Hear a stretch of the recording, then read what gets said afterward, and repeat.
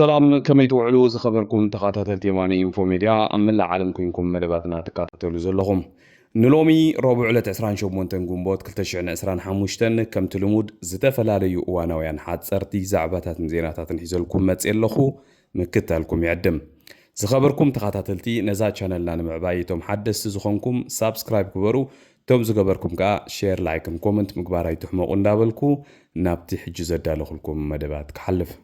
بمجمرتا زغربلكم منبار كبرى تخاتتلتي كم تتصبيت استقبرلو اب ايرترا عودت زغبر زلو ويكا اب ايرترا نصمدو يلو خيد زلو غازيطኛ ستالين غبر سلاسي مسؤول قوملاخي إسياس أفورقي تراخيبولو مسؤول قوملاخي إسياس أفورقي خم تراخبون اب ناي فيسبوك غصو بخمزي اقميت ولا بعلو مالتي اب تصيفو زلو دما انقع نمبل 34 عامت كومون 10 غنبوت بعلي خم زبل زلمبر إسياس أفورقي خم يبلن نعسرا قنبت نقعب صحنا يلو أو صحيف الله مالتي حجين تاي خبل دلي أنا ولا حنتين بلنينا نقع حقو سكا ستالين ترحي خبل زدلي نزول كاملا خزقن بجاكاتهم كلتا أب إيرترا زلو عشان قولي تسخونو غازيت إنياتات نمجمر تاكزي كال غازيت إنيا حابشا مالتي كروخبو بعيني لو ما عندي ترحي رئي لهم زغونتي انترفيون انتاي امتباهيلو انتايلو الكاملا خيسيا سافوركي ستالين أبزغو منصزلو معالتات كمتالنا تسفا نقبر بحبار كوينا ون كنسمعينا إسياس أفورق انتاي كم زبل جن كم تزقول لك زين الزاربو بتفقات هزبها بقندي هنداسي ناي تفقات هزبتات إيرتران تقراين زغونا والكاملاخي بوليتيكا يسرح على خويل كاتحسب اندحر على ستالين يخون كال مس ستالين زلهم سبات بتعم تقرمو سبات يخون إذا سبا ايزي زفتصمو فتصيمو بأملاخون بتي بايولوجيكالي كخيد مخانو خابز عالم زي فلوت نغري إذا نايز سبعي زجبن إذا سبعين مسؤول تحبابرتو نايز ناتو سرعاتن أبز خبابين أب حزبنا زفوت أمو جبنات جن كل جزء تحتت اللوه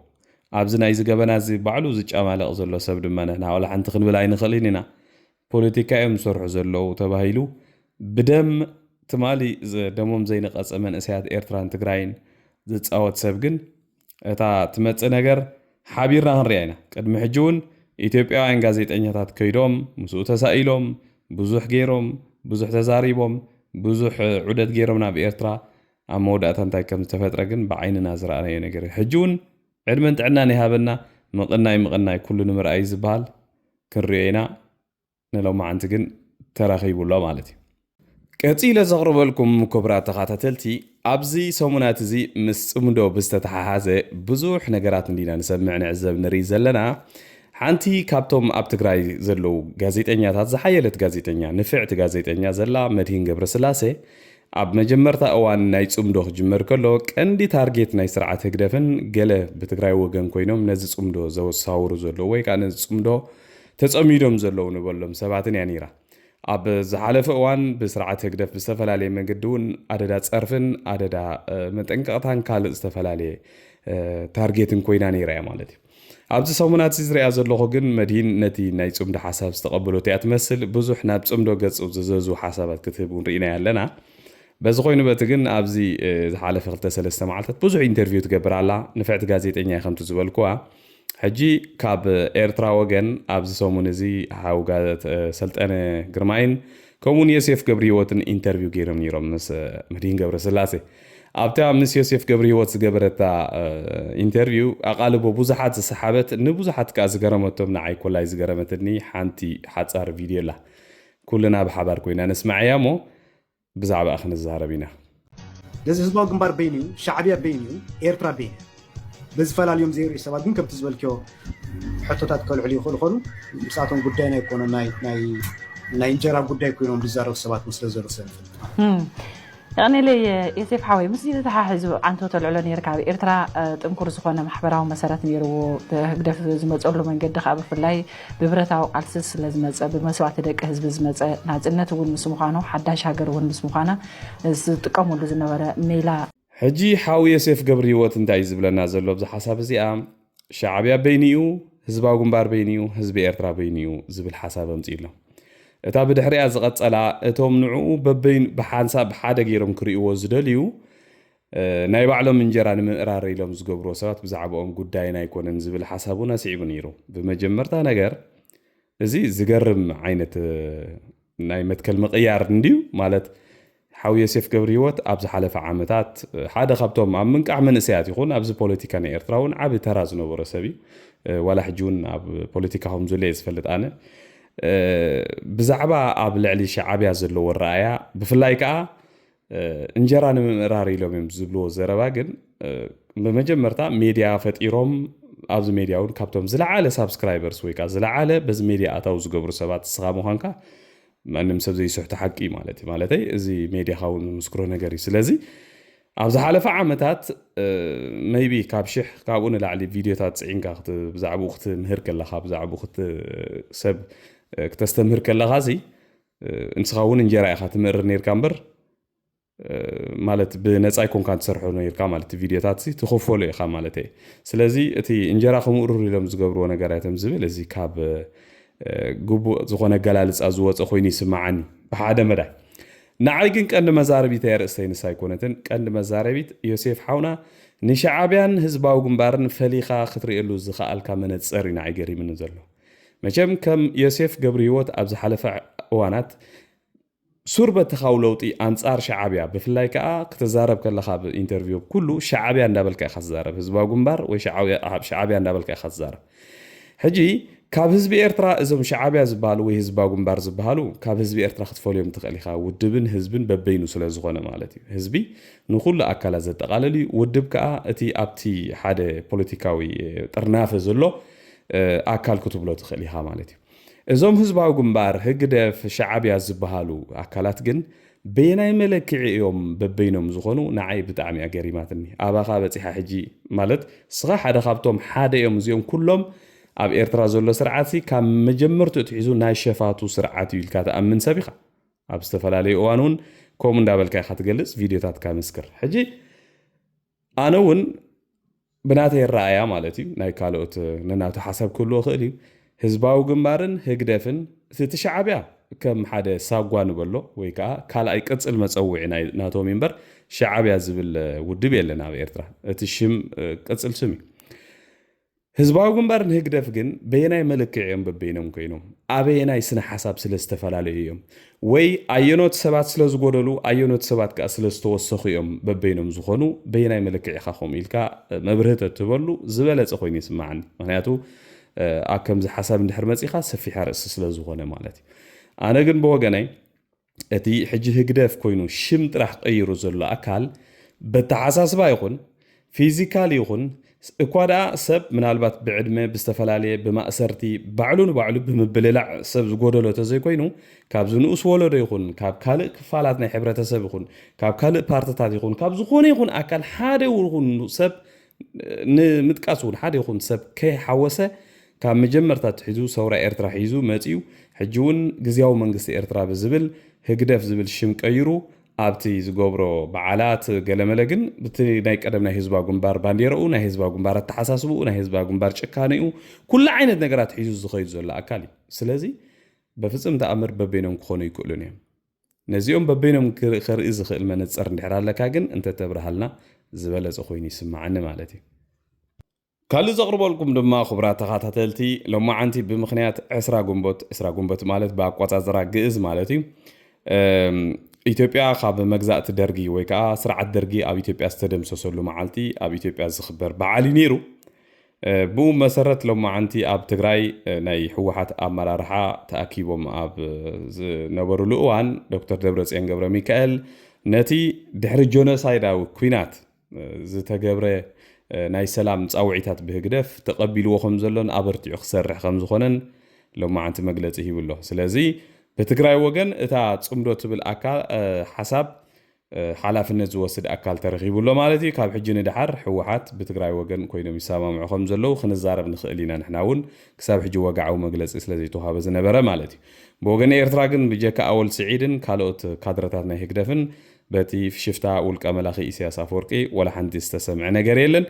ኣብ ዝሓለፈ እውን ዕድል ነይርዎ መግለፂ ንኽህብ ብዛዕባኡ ግን ኣይተዛረበን ከይተዛረበ ሓሊፉ ዝተዛረቦ እቲ ምስ ብልጽግና ዝገበርዎ ጀኖሳይዳዊ ኩናት ወላ ሓንቲ ከም ዘየጣዕሶ ኩሉ ዓይነት ደገፋት ከም ዝገበሩን ጥራሕ ቃለ ምስክርነት ሂቡ ሓሊፍዋ ማለት እዩ እታ ናይ ዶክተር ደብረጽዮን ገብረ ሚካኤል ቪድዮ ኣብ መወዳእታ ከቕርበልኩም እየ ብኻልእ መዳይ መንግስቲ ኢትዮጵያ ትማሊ ናይ ኢትዮጵያ ሃገራዊ ሃይማኖታዊ ካልእ በዓላትን ኢሉ ኣብ ዘውፅኦ ሊስታ እዚ 20 ጉንቦት ዝበሃል በዓል ኣብ ቅድሚ ሕጂ ኢትዮጵያ ዝኽበር ዝነበረ በዓል ካብ ናይ ኢትዮጵያ ሃገራውያን በዓላት ከም ዝሰረዞ ኣፍሊጡሎ ማለት እዩ ብጣዕሚ ዝገርም ታሪክ እዩ ናይ ኢትዮጵያ ማለት ከም ትሪእዎ ዘለኹም እምበር 20 ጉንቦት በዓል ኣብ ትግራይ ጥራሕ እዩ ዝኽበር ዘሎ ሕጂ እቲ ዝገረመና ግን ከምቲ ዝበልኩኹም ትማል እውን ጠቒሰልኩም ነይረ ካብ ዝኾነ ይኹን ኣካል መንግስቲ ናይ ህግደፍ ጀሚርካ ክሳብ እቲ ጽምዶ ኢሉ ኣብዚ ሕጂ ሰዓት ንብዙሓት ተጋሩ ጋዜጠኛታት ገለ ምሁራት ኣብ ኣስመራ ኮለል ዘብሎም ዘሎ ኣወል ስዒድ ከይተረፈ ወላ ሓደ እውን ትኹን ደጋፊ ናይ ህግደፍ እንቋዕ ናብዚ 20 ጉንቦት ንስርዓት ደርጊ ስዒርኩም ዓወትኩም ዝተጓናፀፍኩምሉ መዓልቲ ብፅሓኩም ዝብል ሓደ ሰብ ኣይረኣናን ኣይሰማዕናን ክሳብ ሕጂ እውን ወላ ሓደ የለን ብጣዕሚ ዝገርም ጽምዶ እዩ ናብታ ቪድዮ ከቕርበልኩም عودنا حفاش جينا بعلو دبرتين كيف لا يموتني ولا نعوهم بلي ودبنا حوحات زبي إرتران قاعد مبل سالسنا رعتنا عمت بعد نسألنا تبصحكم زبل ملك تسناي تمنيت يا محلالف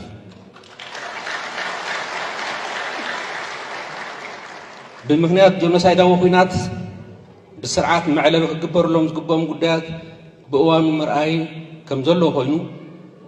دحرج جنوسايدان وخينات زرع زلو ناي سلام دليتات جن كتناخرن سرعات كحزن مقبار بوقنا